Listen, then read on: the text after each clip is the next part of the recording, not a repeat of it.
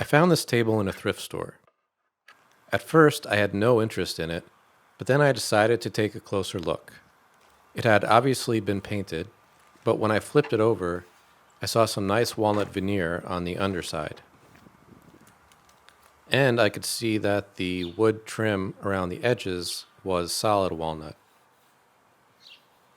They had it marked at $10, but it was 50% off furniture that day, so I figured for $5 it was worth taking a chance that there was a good-looking walnut table under the paint.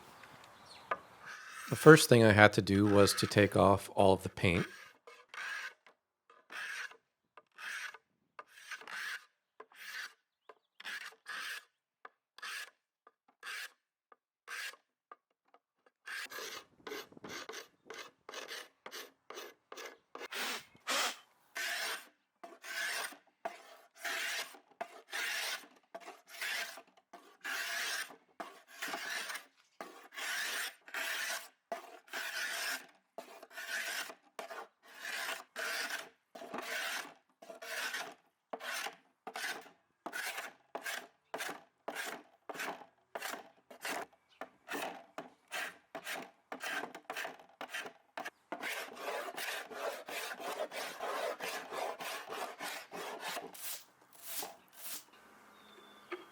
I was able to remove the upper tier to make it easier to scrape underneath it.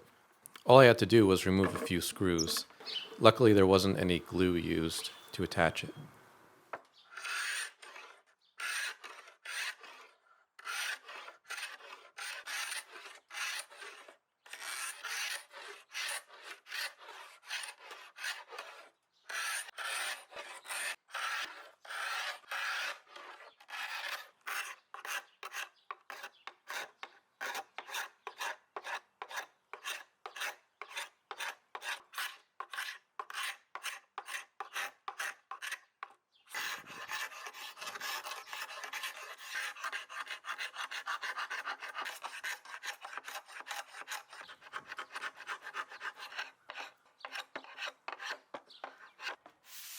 Once I had scraped off as much as I could, then I went over the whole thing with some 100 grit sandpaper by hand to get off as much of any remaining paint or finish that was on there. And I taped off the front and back pieces of trim because the grain on those pieces runs perpendicular to the grain on the top.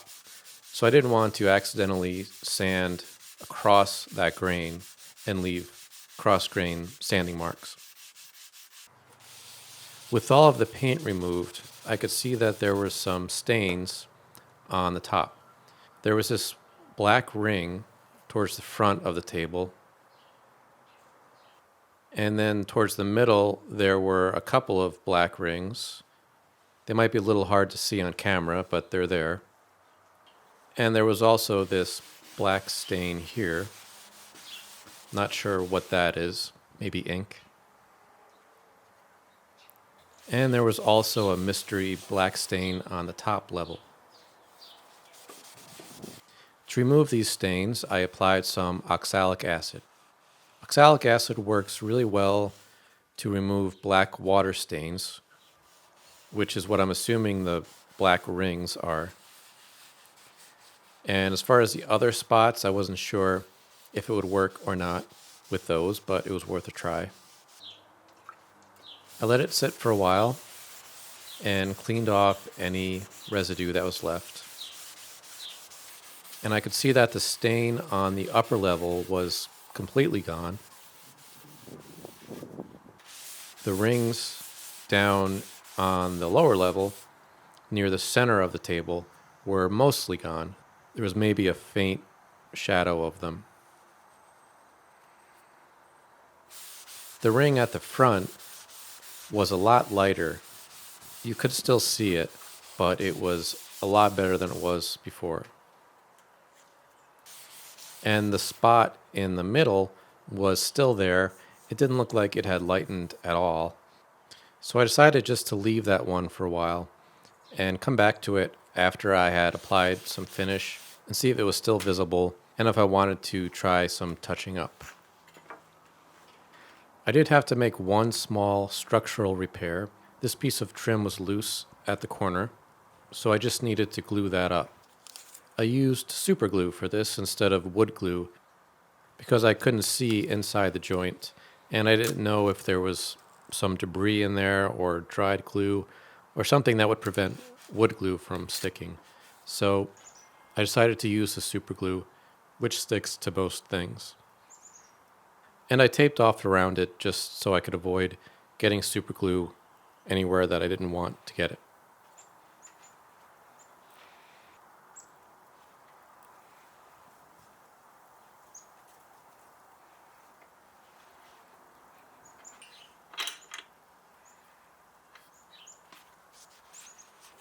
Despite all of the scraping and the sanding that I did, there were still some remnants of the paint in the pores of the wood.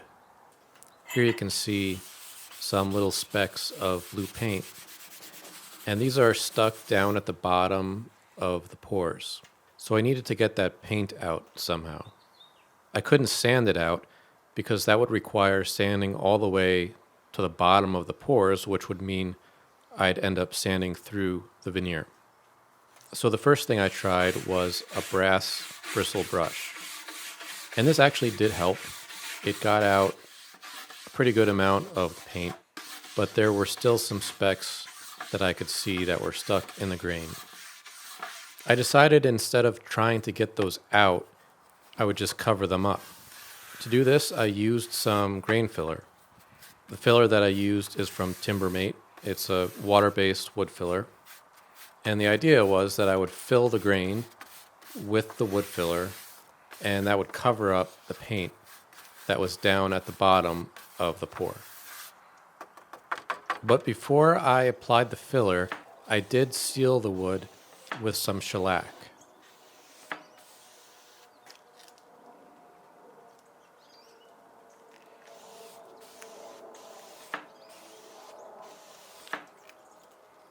And I did this so that the color that's in the filler wouldn't penetrate the wood and stain it.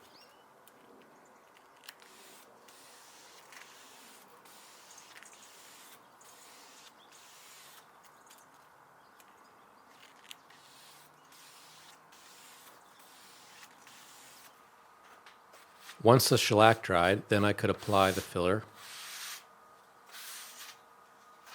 And I just tried to make sure I got it down into the grain. I'd like to thank everybody for watching today, and I'd like to invite you to check out my Patreon page, where you can help support this channel while gaining access to behind-the-scenes videos and updates from me. I'll put a link in the description below. Thanks. Once it was dry, I sanded off any excess filler with some 120 grit sandpaper.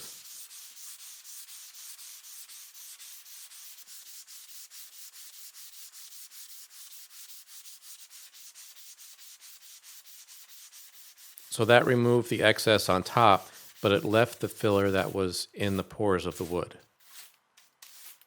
When the filler dries, it looks chalky like this, but when I wet it down here with some naphtha, you can see what it'll look like once finish is on it. And this did actually work. It covered up those little specks of paint that were in the grain. Next, it was time to apply the stain. I wasn't sure at first if I wanted to use stain for this one. I considered just putting a clear finish on it because most of the piece has a nice, rich color in the wood just on its own without any stain. But it's not consistent throughout the whole piece. For instance, the upper tier, it's a little bit paler than the lower section, and the grain isn't as interesting. So a stain can help to bring some consistency over the entire piece and deepen the color a little bit on the upper tier where it's a little pale. Also, there were some defects that I couldn't get out, and I could have just left them and gone for an intentionally rustic look, but I don't think that kind of a look works that well with this style of furniture. And the way I see it, there are 3 levels that you can go for when refinishing something: either the intentionally rustic look, or the gently worn look, or the showroom fresh look.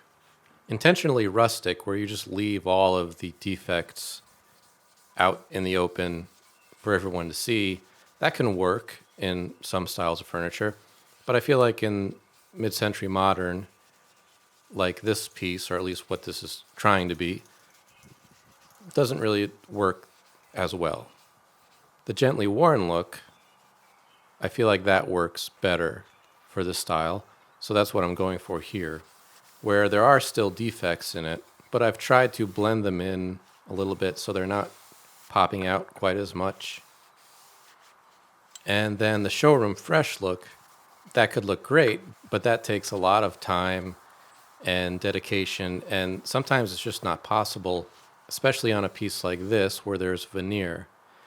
And if there's any kind of defect in the veneer that you can only get out by sanding, then there's only so much you can do, because you can only sand so much before you go through the veneer.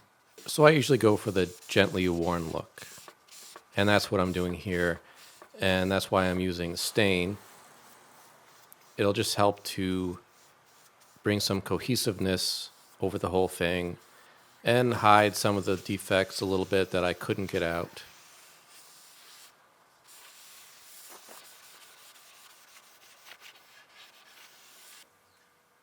For the top coat, I chose a wipe-on oil satin polyurethane.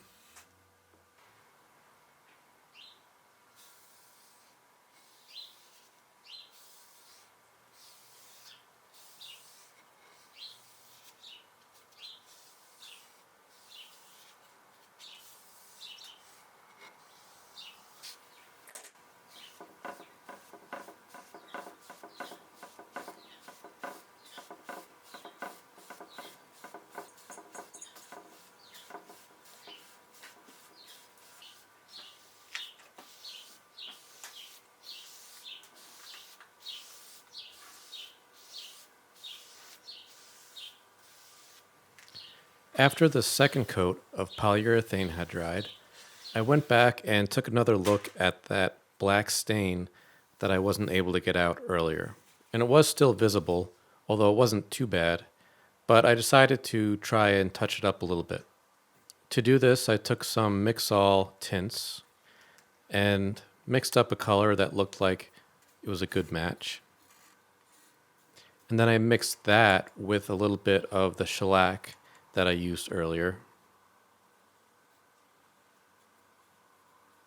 and just brushed it on. And I wasn't trying to cover up all of the black marks, because some of them actually blended in pretty well because they were right on a dark grain line. I just wanted to break up the marks enough so that your eye wouldn't be drawn to them.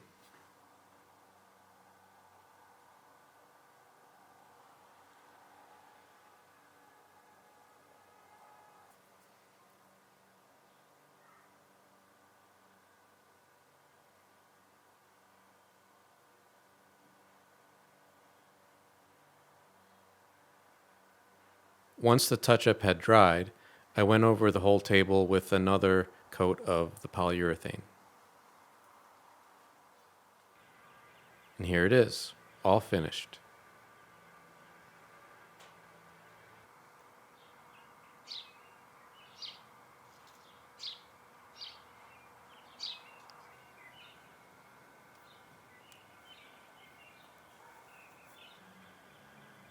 Thanks for watching.